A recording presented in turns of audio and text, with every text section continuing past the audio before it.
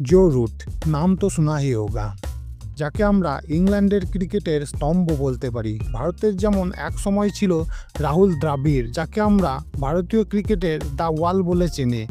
এখন আমরা বর্তমানে ইংল্যান্ডের ক্রিকেটের দ্য ওয়াল বলতে পারি জো রুটকে।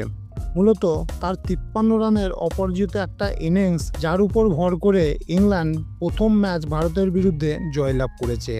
তার এই 53 রানের দৌলতে তিনি সচিন তেন্ডুলকরের একটি কীর্তিমান রেকর্ডের সামনে চলে এসেছেন। যে রেকর্ডটা ভাঙার তার সামনে প্রচুর সুযোগ রয়েছে। এই সিরিজের মধ্যেই আমি 100% নিশ্চিত তিনি সচিন তেন্ডুলকরের এই রেকর্ডটা ভাঙতে চলেছেন।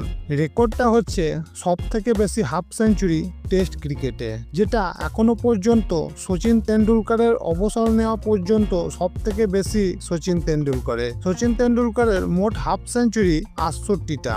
তারপর এই মুহূর্তে চলে এসেছেন জো রুটের হাফ সেঞ্চুরি বর্তমানে 66টা। তারপর শিবনারায়ণ চন্দ্রপাল 66টা, এবং পরবর্তীকালে রাহুল দ্রাবিড় রয়েছে 63টা, অ্যালান বর্ডার 63টা, রিকি পন্টিং 62, জ্যাক কালিস 58 এবং অ্যালিস্টার কুক 57টা হাফ সেঞ্চুরি করেছেন। ভারতের বিরুদ্ধে এই সিরিজে এখনও 8 বার ব্যাট করতে নামবেন জো রুট। এই 8 বারের মধ্যে জো রুট যদি 3টি হাফ সেঞ্চুরি করেন, তাহলে সচিন তেন্ডুলকরের সবথেকে বেশি হাফ সেঞ্চুরি করার রেকর্ডটি তিনি ভেঙে ফেলবেন। আর একটা সচিন তেন্ডুলকরের করা রেকর্ড তিনি ভাঙতে চলেছেন, তবে এটা এই সিরিজে সম্ভব নয়, কারণ তাকে করতে হবে এখনও 2834 রান, যেটা সচিন তেন্ডুলকরের সবথেকে বেশি রানের রেকর্ড টেস্ট ক্রিকেটে 15,921, এবং জো রুটের বর্তমান রান 13,087। তাই যদি 2834 রান জো রুট আগামী বছরগুলোতে করতে পারেন টেস্ট ক্রিকেটে, তাহলে তিনি সচিন তেন্ডুলকরকে টপকে যাবেন।